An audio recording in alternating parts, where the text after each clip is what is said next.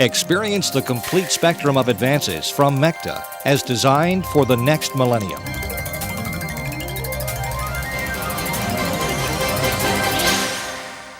The MECTA Spectrum ECT devices are MECTA Corporation's fourth generation of devices, and as such are an incomparable contribution to the field. As MECTA has developed and supported 24 years of MECTA C, D, and SR/JR units, this commitment has resulted in its newest introduction, the Spectrums, a refinement of unparalleled design. They encompass 5 years of research and development technically and benefit from research done clinically at major universities, both domestically and internationally, over the last 2 decades. The spectrum of features, design, and safety that these devices include will enhance the treatment of ECT and continue to contribute to ongoing clinical research, increasing the safety and effectiveness of the treatment for physicians across the spectrum of clinical settings. The Spectrum 5000 and 4000 models continue to be the most advanced devices technically, while offering even more safety and effectiveness clinically. The 5000 model devices offer up to 5 channels of ECG and EEG monitoring and 1 optical motion sensor. The 4000 devices are simply the 5000 devices without the monitoring capability. The Spectrum 5000Q and the Spectrum 4000Q offer the user flexibility with 4 stimulus parameter knobs to control energy and charge. The Spectrum 5000M and Spectrum 4000M units offer simplicity with 1 single stimulus intensity knob. This varies frequency and duration simultaneously to control energy and charge. The 4 models, 5000Q, 5000M, 4000Q, 4000M, truly offer the user the complete range of the spectrum technically and clinically. From the 4000M to the 5000Q, the clinician can select the device that individualizes his practice. With the modularity this allows, the user can upgrade from a 4000 to 5000 or a Q to an M easily by simply exchanging modules. The starter kit is included within the purchase price of a MECTA Spectrum. For both the 4000 and 5000 devices, it consists of 1 patient stimulus cable, 1 set flat stimulus electrodes, 1 set concave stimulus electrodes, 1 headband, 2 each fuses 4 amp, 1 bite block Blatchley, 1 tube electrode gel, and 1 tube electrode paste. In the 5000 only, the additional starter kit items are 1 patient safety monitor cable, 1 set of EEG safety leads, 1 set ECG safety leads, 1 box of ECG disposable electrode pads, 1 box of EEG disposable electrode pads, and 1 box chart paper. As an addition, the following educational materials are included: 2 each instruction manuals, 2 each service manuals, 1 MECTA videotape, technical, 1 videotape, clinical, and 1 textbook. The optional starter kit items are up to 2 patient monitor cables and up to 3 sets of safety leads, 1 optical motion sensor and cable, 1 set handheld electrodes with or without remote. Also, the optional features include the EEG data analysis feature, PC software for remote display and data logging, and 1 IBM-compatible PC. Dr. Barry Maletsky prepares a patient for treatment with a starter kit. The simulated treatment and preparation of the patient with the starter kit is being demonstrated with the Spectrum 5000Q. The use of the Q and M series spectrums will be obvious from a demonstration of the 5000Q spectrum. In the simulated treatment, no IVs, medication, or oxygen will be used. In order to place the electrodes on the patient, we unwrap the ECG disposable electrodes, which are prepackaged and quite easy to prepare. These are pre-gelled and ready to place on the skin. These electrodes are placed on the left shoulder,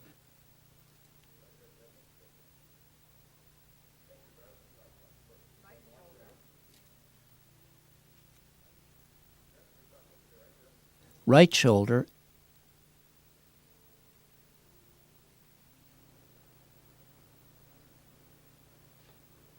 and right iliac crest.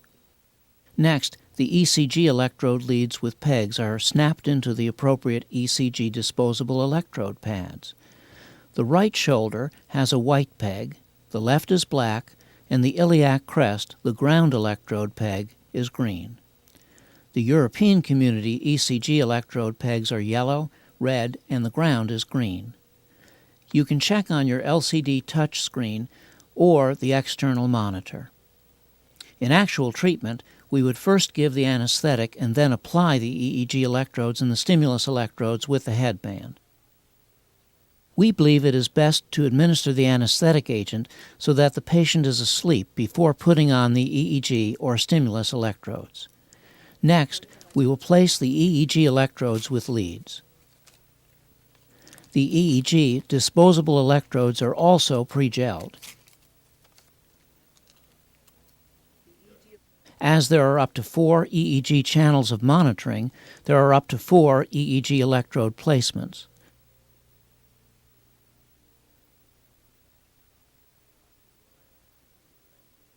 There are 2 brown and 2 gray EEG leads for EEG 1 and 2, with the FP1 to the left mastoid and the FP2 to the right mastoid.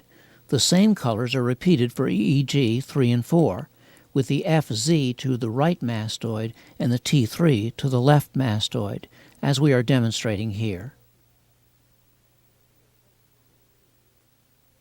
We are placing only 2 of the EEG electrode placements in this treatment. We have chosen EEG 1 left frontopolar to left mastoid, which are 2 brown pegs, and EEG 2 right frontopolar to right mastoid, which are the 2 gray pegs. These pegs need to be connected to the appropriate disposable electrode pads. Check the LCD touchscreen or remote monitor to confirm that the 4 EEG traces are connected and visible. If the monitoring electrodes have been placed and a trace is missing, reconnect all selected leads and the traces should reappear. If not, touch the Restore button. If they still do not reappear, there is a problem with the leads or patient monitor cable. Replace the leads and/or the patient monitor cable and reconnect to the patient and the trace will reappear. This is the leads off detection feature. Now we are going to place the stimulus electrodes. First, you prepare the skin with acetone.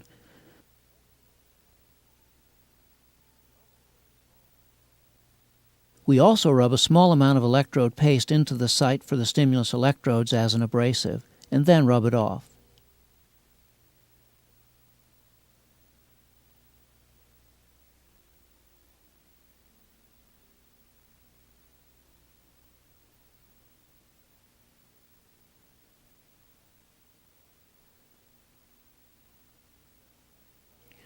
We are now placing gel on the flat stimulus electrodes, taking care not to use an excessive amount.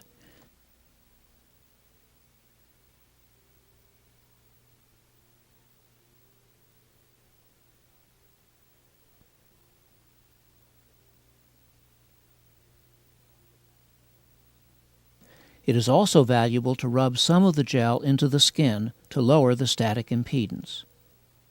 Then we prepare the forehead band by placing the concave or flat stimulus electrodes in the proper holes in the headband. The MECTA instruction manual illustrates various stimulus electrode placements. Here we are demonstrating the right unilateral electrode placement, stimulating the right or non-dominant hemisphere in this right-handed patient. For the D'Elia placement, however, it will be necessary to have a set of handheld electrodes, as the vertex in this position cannot be inserted in the band.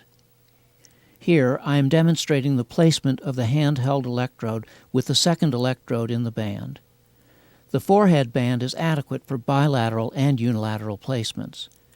Here we are demonstrating the bilateral placement with the headband. Notice that we secure the band rather tightly. In actual treatment, we would secure the band only after the patient was asleep. Finally, we wrap the Velcro strap of the optical motion sensor around a toe or finger, being careful to place it on a knuckle or joint with the LED on the top. This monitors motion and indicates the duration of the motor seizure. It is important to cuff the limb that has been selected for the OMS prior to administering the muscle relaxant so that the motion indicating a motor seizure can easily be observed both visually with the patient and on the touch screen or chart recorder. Wiggle the toe to confirm that the gain on the OMS trace is accurate. We would then insert the bite block after the muscle relaxant has taken effect. In each setting, you have to determine whether an anesthetist or an anesthesiologist should assist with the procedure. They will place the bite block and begin breathing for the patient once the muscle relaxant has taken effect. Now that the patient is ready to treat, we will continue with the explanation of the features on the spectrum models.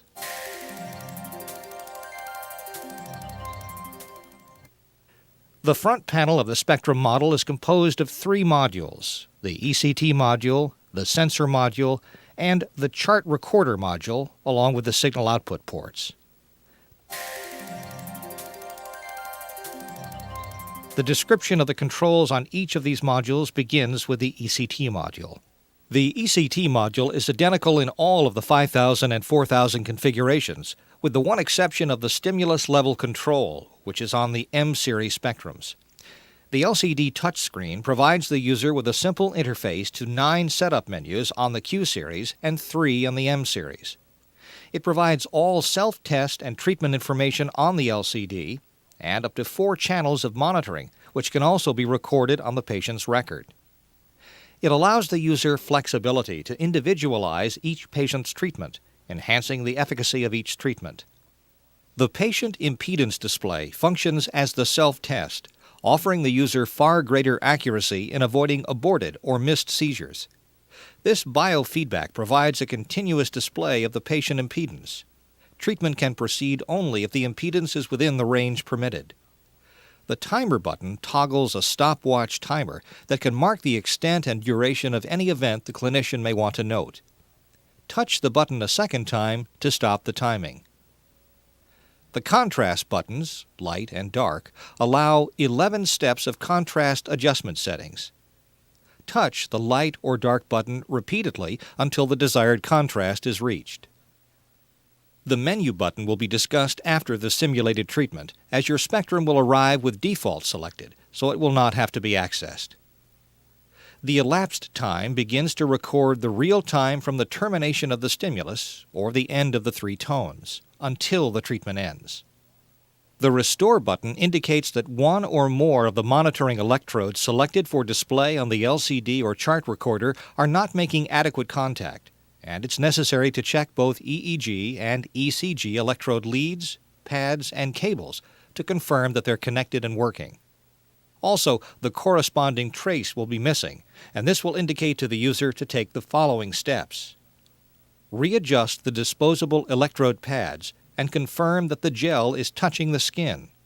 Confirm that the disposable electrode pads have not been left out of the packaging more than a few minutes prior to treatment, and check to confirm that they have not exceeded their expiration date. Never reuse or save opened packages of disposable electrode pads. Then, the trace will reappear. Visual monitoring of both the EEG and ECG is assured with the addition of this feature. The Power push button is green and is pushed to power on the spectrum. The Stimulus Status LED offers the user a visual confirmation that the spectrum is enabled as indicated by green, the stimulus is being delivered as indicated by yellow, and there is a stimulus delivery fault as indicated by red. The stimulus output connector is the source of the stimulus which is delivered to the patient. The hinged cover prevents the user from accidentally delivering a treatment. The patient stimulus cable is connected from the stimulus output connector to the stimulus electrodes, as you can see here. The handheld electrodes also are connected to the stimulus output connector, as is being demonstrated here. The handheld electrodes can be purchased with or without a remote push button, allowing the user to treat the patient by either pressing the stimulus control push button on the unit or the remote treat push button on the handheld electrodes. Pushing the stimulus control or remote treat push buttons will generate 3 warning tones to indicate that the stimulus is going to be generated, and followed by a lower constant tone when the actual stimulus is being delivered. In both cases, the push button must remain pressed for the amount of time selected on the duration control, or the stimulus will be terminated. Do not release this control until that time has elapsed and the constant tone has stopped. Releasing the push button during the constant tone will result in a partial or aborted seizure. These 2 audible controls help to confirm safety and efficacy of treatment. The energy level controls vary between the M and Q series of spectrums. The Q models, the 5000Q and 4000Q, have 4 stimulus parameter controls. They are pulse width, frequency, duration, and current. The pulse width determines how long each of these pulses are in milliseconds. The frequency, in hertz, determines how many pairs of pulses, 1 positive and 1 negative, are delivered per second. The duration defines how long the entire stimulus lasts in seconds. The current controls the strength of the pulse in milliamps. Both the M and Q series of spectrums allow the clinician to select a stimulus parameter set. There are 3 stimulus parameter sets in the Q series and 3 in the M series. These 3 sets are available with the Q series.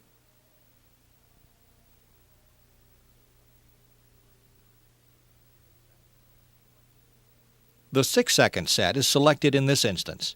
Each parameter will be constrained to the maximum value selected as the parameter is increased with the parameter setting knob. This allows the clinician to individualize the treatment to maximize efficacy of treatment and minimize cognitive deficits, as the user can choose to use different parameter sets with different patients. The display also indicates the expected energy and charge to be delivered when the stimulus button is pushed, and then the total energy and charge in joules and millicoulombs that were actually delivered during the treatment, as displayed in the treatment results. The M-series spectrums, the 5000M and 4000M, have 1 single stimulus level control. The energy may be set in 1% increments, from 1 to 100% as the knob is turned. Only frequency and duration change, as pulse width and current, are fixed. The intensity percentage is displayed on the LCD touchscreen. The 3 stimulus parameter sets available with the M-series are as follows.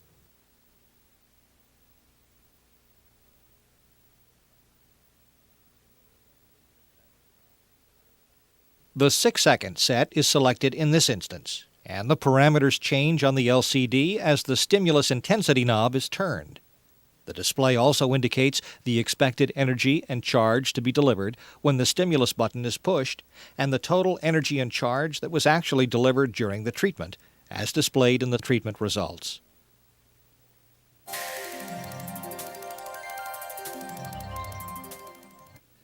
The sensor module display offers up to 6 channels of physiological monitoring, 1 ECG, 4 EEGs, and 1 optical motion sensor. The 4 patient input connectors on the front of the sensor module allow the clinician to plug in the 3 patient monitor cables and 1 optical motion sensor cable. The upper left input connector is black and is always EEG1 and EEG2 if both have been purchased. The patient monitor cable connector is also black and connects to it with its 2 brown EEG1 and 2 gray EEG2 leads, and an optional green ground. The upper right input connector is beige and is always EEG3 and EEG4 if it has been purchased. The patient monitor cable connector is also beige and connects to it with its 2 brown EEG3 and 2 gray EEG4 leads and an optional green ground. The lower left input connector is gray and can be either ECG1 only or ECG1 and EEG1 if they've been purchased. The patient monitor cable connector is also gray and connects to it with its black and white ECG1 leads and its green ground for the U.S. For the CE community, the ECG1 leads are yellow and red, and the ground is green. The EEG1 leads are brown. The lower right input connector is always the optical motion sensor. This input is black, and the OMS connector is also black.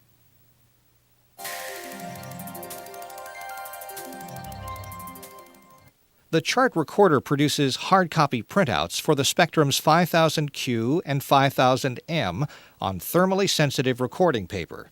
It has 1 or 2 channels of monitoring selectable from all available monitoring channels. By pushing the On push button, the printing of trace data will begin. This prints only physiological traces. By pushing the Off push button, the trace data will stop printing. Ordinarily, self-test, trace data, and treatment results print automatically during the treatment process. Pushing the Off push button after a stimulus while the traces are printing initiates printing of the treatment results. This sample of the self-test results chart strip indicates the charge, energy at 220 ohms, static impedance, pulse width, frequency, duration, and current that were selected for the treatment. The sample of the treatment results chart strip indicates the actual charge, energy, static impedance, dynamic impedance, pulse width, frequency, duration, and current values. It also indicates the date, time, patient information, and the EEG data results, which will be discussed in a later section. When the treatment ends, it prints a line where the patient's name may be written. The Gain 1 and Gain 2 knobs allow the user to vary the gain manually on the chart recorder.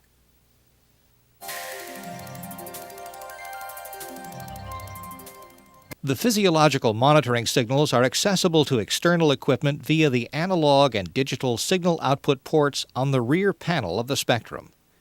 An additional timing signal enables the triggering of external equipment either when stimulus delivery begins or ends. The analog signal output port may be used with external chart recorders, display units, cardiac monitors, etc., and for independent digitization with an external computer.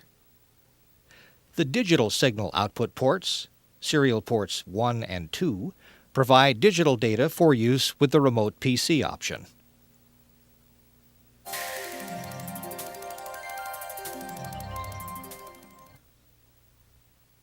We will now simulate a treatment with the Spectrum and the patient.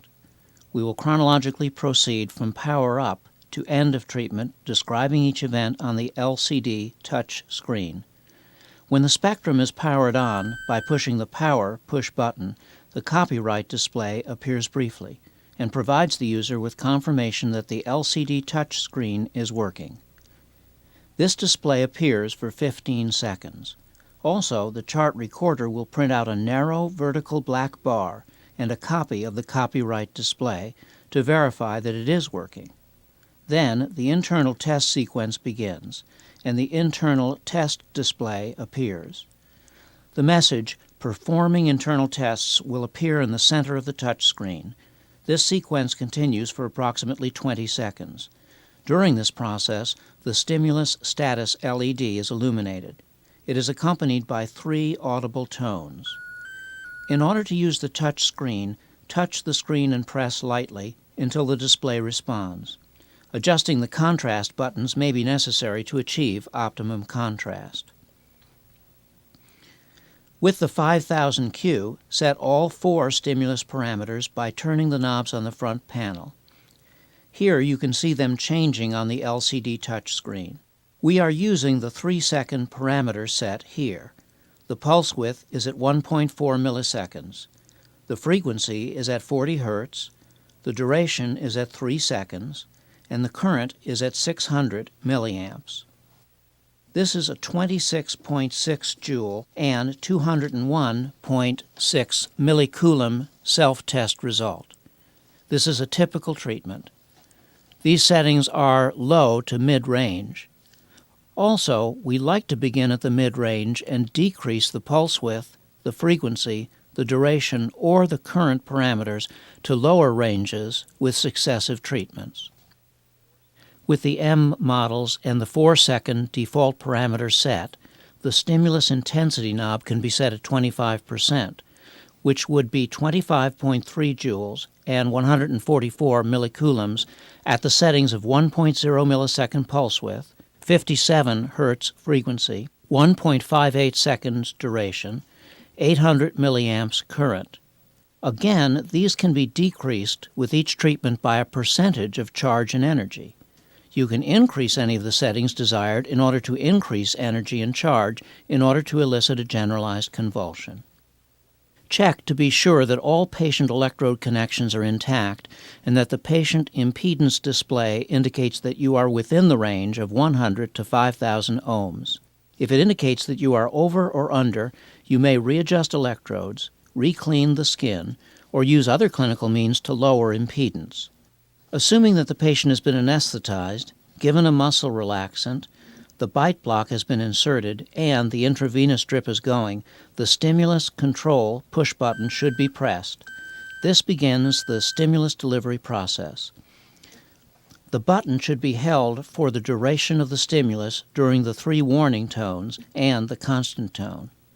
The stimulus warning display will indicate stimulus about to occur during the 3 beeps, and delivering stimulus display will indicate delivering stimulus during the constant tone. If the remote push button on the handheld electrodes is being used, this will disable the stimulus control push button. The self-test printout of the treatment will begin to print at the first warning tone. The elapsed time will begin when the constant tone ends, and the 2 traces of monitoring on the chart recorder begin. The clinician can observe the progress of the seizure on the chart. Also, the LCD touchscreen will display 4 traces of monitoring on the post-treatment trace display that will begin at the end of the constant tone, and they too can be observed as the seizure progresses. Touch the Treat Data button on the post-treatment trace display to access the treatment results display, which shows the parameter data for the last treatment. The parameters of charge in millicoulombs, energy in joules, impedance in ohms, pulse width in milliseconds, frequency in hertz, duration in seconds, and current in milliamps are all displayed. The 2 columns of static and dynamic provide the clinician with the static self-test results and dynamic or treatment results on the LCD touchscreen only. The static results were printed as the self-test results previously. This indicates what parameter setting levels were specified at a typical 220 ohm impedance. The dynamic results indicate the actual parameter settings that were delivered during the last treatment and will be printed when the Done button or the chart recorder off push button is pressed. If the EEG data option is enabled, the treatment results display will appear with the extra SZ data button present. Touching this button will display the EEG data display. Touching the display's Trace button shows the treatment results display. The stimulus control push button remains active, and the Spectrum is ready to deliver additional treatments until the Done button is touched. The Done button stops the chart recorder trace printout, prints the post-treatment printouts, and initiates a new set of internal tests. Pressing the Off push button on the chart recorder will also stop the chart recorder trace printout, print the post-treatment printouts, and initiate a new set of internal tests. Then the Spectrum returns to the treatment-ready display. The Spectrum is ready to begin a new treatment sequence again. When you are ready to push the stimulus push button on the 4000 Spectrums, the treatment-ready display does not have any monitoring, so its message simply reads, "Press stimulus button to treat." When the stimulus delivery is complete, the 4000 Spectrum will display the treatment results display. This will be displayed until the Done button is touched. Touch the Done button on the treatment results display, and the internal tests display will appear. After completing the internal tests, the spectrum will return to the treatment-ready display. The spectrum is ready to begin a new treatment sequence again. There are 6 clinical error displays to assist the physician as follows. The first is premature release error message. If the stimulus control push button is pushed and released before the stimulus is delivered or completed, a message will appear on the LCD touch screen. It will say treatment terminated, stimulus control push button released prematurely. Press clear to proceed. This error will disable the stimulus control push button until the clear button is touched. This will take you back to the treatment-ready display. 2. Patient impedance error message. If the stimulus control push button is pushed and the patient impedance display is showing over, the stimulus will not be delivered and the LCD touchscreen will indicate patient impedance is incorrect, must be in the range of 100 to 5,000 ohms. This error is usually due to improper or poor stimulus electrode connections to the patient. You will need to press the clear button. This will take you back to the treatment-ready display. 3. Treatment voltage error message. Treatment terminated, voltage is excessive and should be between 50 and 400 volts. Press clear to proceed. This error occurs because the voltage applied to the patient during treatment is out of the allowed range. This ordinarily is caused by improper or poor electrode connection to the patient, including removing the handhelds prior to the end of the treatment duration. Again, if this high impedance condition occurs during the passage of the stimulus, the treatment results will report the accurate values for the portion of the stimulus that was delivered. 4. Recorder door error message. Chart recorder door is open. Press clear to proceed. This error occurs when the chart recorder door is opened. Press the paper compartment door to ensure it is properly reseated. Then touch clear on the error display to resume. 5. Recorder not responding error message.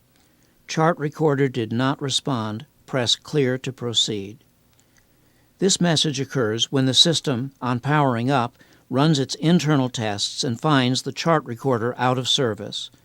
Adjust paper supply printer door, etc., and touch clear. 6. Recorder paper error message. Check chart recorder paper. Press clear to proceed. This completes the simulated treatment with the Spectrum 5000Q.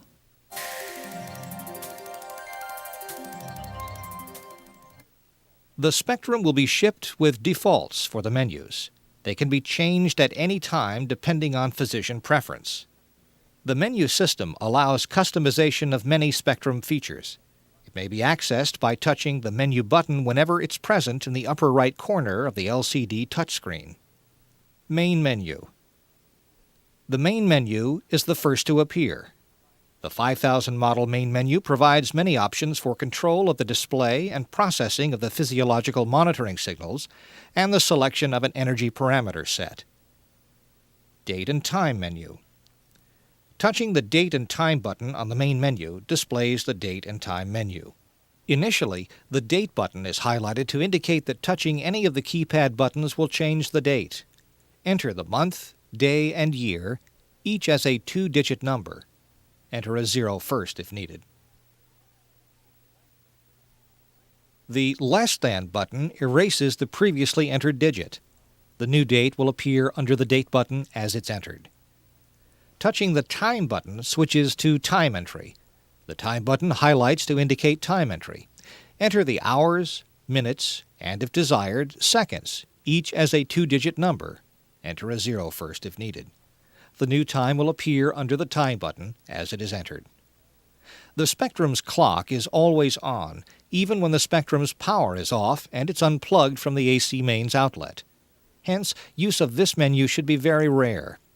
When done entering the date and time, touch the Exit button to return to the main menu. Parameter Selection menu. Touching the Parameter Selection button on the main menu displays the Parameter Selection menu. This menu allows selection of the desired parameter ranges for the stimulus delivery. The parameters shown on this menu vary according to the spectrum model in use. The highlighted arrow indicates the parameter set currently selected. Touching another arrow selects the corresponding parameter set. Having selected a particular option, no treatment parameter will be allowed to exceed the value shown in the selected option. The spectrum will retain the selected parameter range option until changed via this menu, even if its power is turned off and it's unplugged from the AC mains outlet. Touch the Exit button to return to the main menu. Patient Data menu. Touching the Patient Data button on the main menu shows the Patient Data menu. This menu provides for entry of a number of types of patient-related information. This optional information may be printed by the chart recorder if so set up in the Chart Options menu and is used by the EEG Data option. To enter the patient ID, highlight the ID button by touching it if not already highlighted. Then enter the patient ID using the numeric keypad buttons on the right side of the display. Up to 9 digits may be entered. The new entry will appear to the right of ID as it is entered. To enter the patient age, highlight the Age button by touching it. Then enter the patient age using the numeric keypad buttons. The new entry will appear to the right of Age as it is entered. To enter the treatment number, highlight the Num button by touching it. Then enter the treatment number using the numeric keypad buttons. If this is the first treatment in a series, enter 1, and so forth. The new entry will appear to the right of Number as it is entered. If this series of treatments is a maintenance series, touch the Yes button in the Maintenance Treatment section.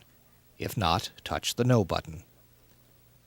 To indicate the electrode placement, touch either the UL unilateral or BL bilateral button. The selected button will highlight when touched, showing which option is active. If the EEG Data option has been purchased and its button has been made active via the main menu, the system will display this patient data on the Treatment Ready display and on the chart recorder printout. Information entered in this menu will not be saved when the spectrum power is turned off. Further, it will automatically be erased under certain conditions to prevent accidental use of the same information with 2 different patients. Erasure will occur when in the Treatment Ready display, if a stimulus has been delivered after the information was entered, and 15 minutes has elapsed since the last stimulus was completed. When the patient data has been entered, touch the Exit button to return to the main menu. LCD Trace menu. Touching the LCD Traces button on the main menu displays the LCD Trace menu. This menu controls the appearance of the LCD touchscreen trace displays. It is used to specify how many traces will be displayed and which physiological monitoring channels will be displayed by those traces. Touching one of the top row of numbered buttons specifies and highlights how many traces will be displayed. On the left side of the display, a vertical row of numbered trace buttons and labels appears, one for each authorized trace. In the lower right section of the display is a list of the physiological monitoring channels available for display. Touching a numbered trace button on the left side selects that trace for assigning its monitoring channel. Touching any button in the list of available channel buttons assigns that channel to the selected trace. The currently selected channels are identified to the right of the numbered trace buttons. If desired, a monitoring channel may be displayed more than once. This could be done to display the same channel at 2 different gain settings.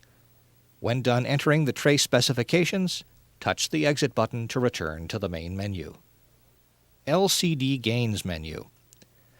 Touching the LCD Gains button on the main menu displays the LCD Gains menu. This menu controls the amplification or gain applied to each of the trace signals before it's displayed. The displayed traces are those previously specified in the LCD Trace menu. Touching one of the trace label buttons on the left side of the display highlights the button and selects that trace for gain adjustment. For each trace, 5 different gain settings are available as indicated by the row of gain buttons along the top of the display. Touching one of these buttons applies that gain to the signal. The displayed trace immediately shows the effects of the gain change. Additionally, the length of the vertical bar to the left of the trace changes to reflect the gain. Shorter lengths for lower gains and longer lengths for higher gains. These vertical bars appear on all trace displays to indicate the current gain setting for that trace. When finished specifying the gain specifications, touch Exit to return to the main menu. Chart Trace menu. Touching the Chart Traces button on the main menu displays the Chart Trace menu. This menu controls the appearance of the chart recorder trace printouts. In particular, it specifies whether one or two traces will be printed, and which physiological monitoring channel will be printed by each trace. Touching one of the top row of numbered buttons specifies and highlights how many traces will be printed. On the left side of the display, a vertical row of numbered trace buttons and labels appears, one for each authorized trace. In the lower right section of the display is a list of the physiological monitoring channels available for printing. Touching a numbered trace button on the left side selects that trace for assigning its monitoring channel. Touching any button in the list of available channel buttons assigns that channel to the selected trace. The currently selected channels are identified to the right of the numbered trace buttons. When done entering the trace specifications, touch the Exit button to return to the main menu. Chart Options menu. Touching the Chart Options button on the main menu displays the Chart Options menu. This menu controls the use of the chart recorder. The Chart On-Off option enables or disables future chart recorder use. The button does not take effect immediately. Any current printing will continue to its normal completion. When Off is selected, the On and Off buttons on the chart recorder are disabled, as well as all future automatic printouts. The Print Patient Data option enables or disables the automatic printing of the patient data entered into the Patient Data menu. When enabled, this data prints after the treatment results, when the LCD touchscreen Done button is touched or the chart recorder Off button is pushed. If the EEG Data Analysis option is in use, the patient data prints automatically after each treatment, regardless of the setting of this option. When done entering chart options, touch the Exit button to return to the main menu. EEG Data menu. Touching the EEG Data button on the main menu displays the EEG Data menu. The On-Off buttons enable or disable the EEG data processing. The highlighted or dark button with the light lettering indicates the current state. The numbered buttons select the number of EEG monitoring channels being used.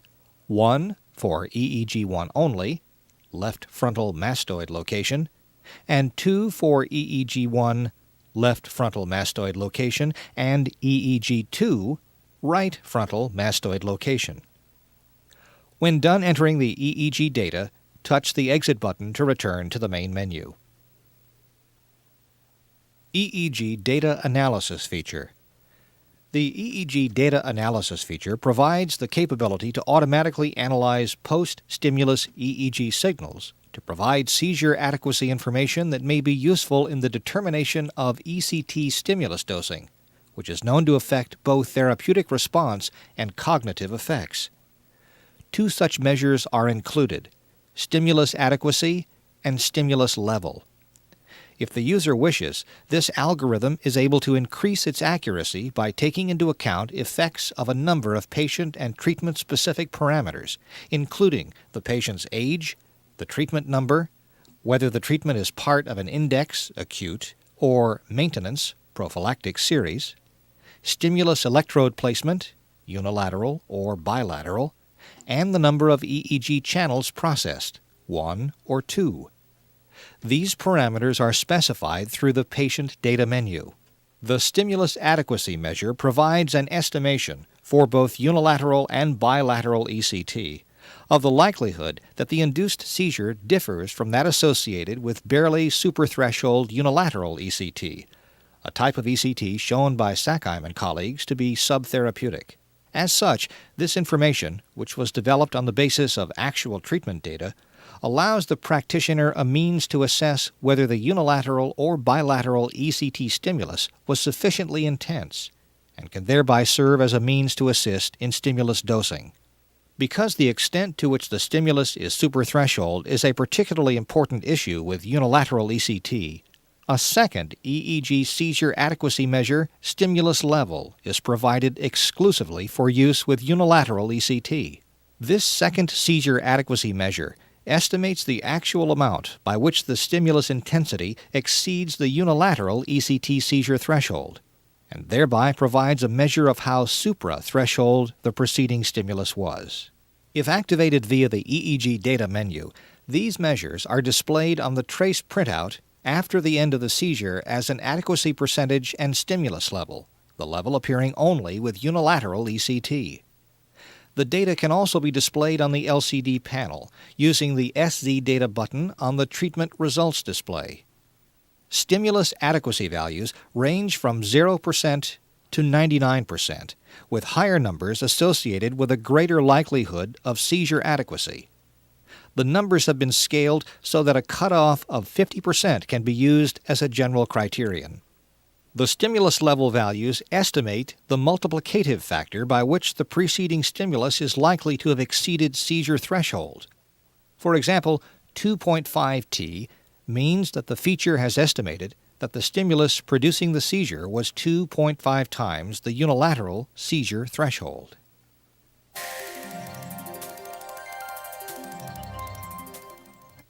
Many of the issues regarding missed and aborted seizures can be due to clinical problems.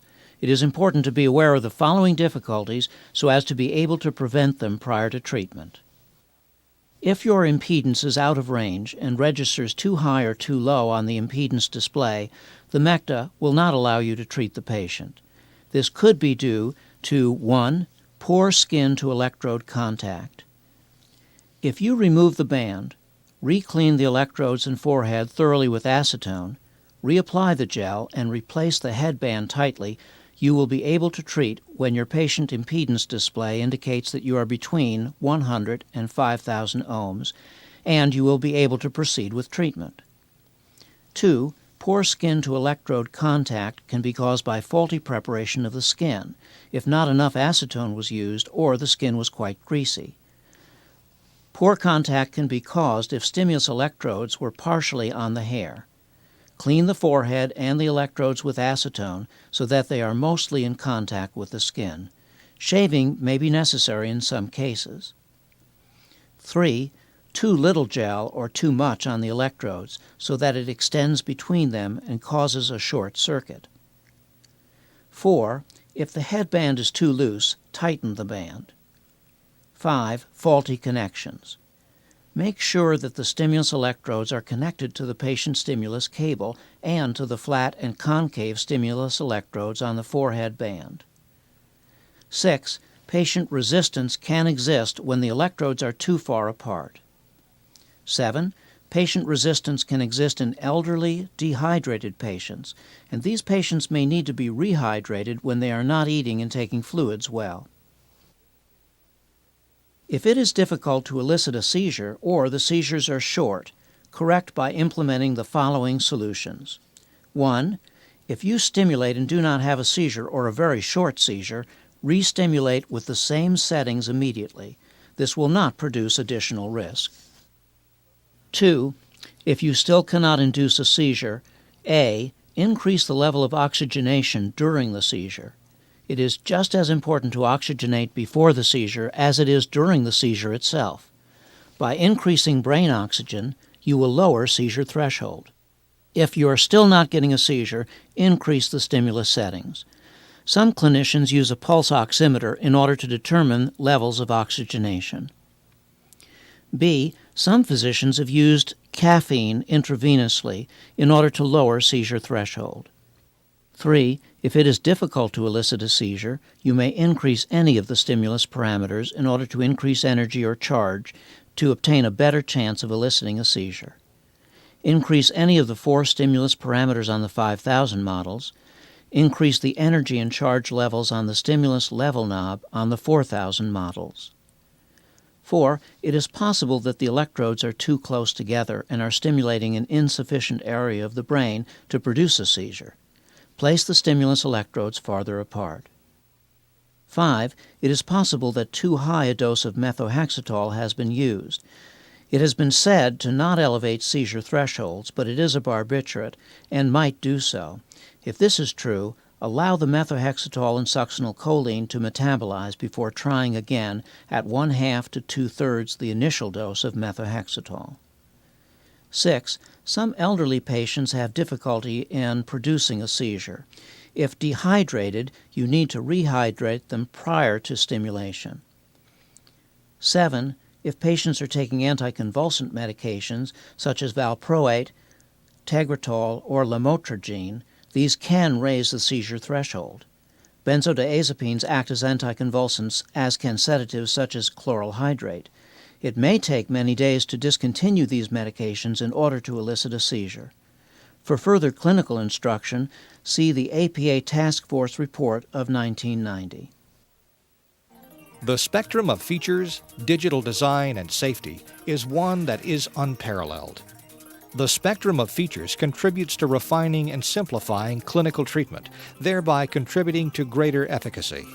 The spectrum of digital design, with MECTA's 2 microprocessors, 2 microcontrollers, and a DSP, provide the user with a greater volume and quality of graphics and memory, providing more valuable information about the self-test and treatment. The digital design also increases temperature independence, component tolerance independence, and flexibility, resulting in far greater accuracy and effectiveness of the spectrum in the treatment of ECT. Finally, the spectrum of safety includes extensive redundant hardware and software testing to verify that they're operating correctly. This commitment to design, test, and approve the spectrums to the most stringent domestic and international standards is unequaled, as the technical advances have been a result of the field's demand for greater information, effectiveness, and safety. These 3 approvals reflect MECTA's commitment to technical excellence. The spectrum represents a uniquely significant contribution to the field, one that will allow the clinician to treat the patient with far greater safety and effectiveness, and one that will be responsive to clinical practice due to its wide spectrum of features, digital design, and safety into the next millennium.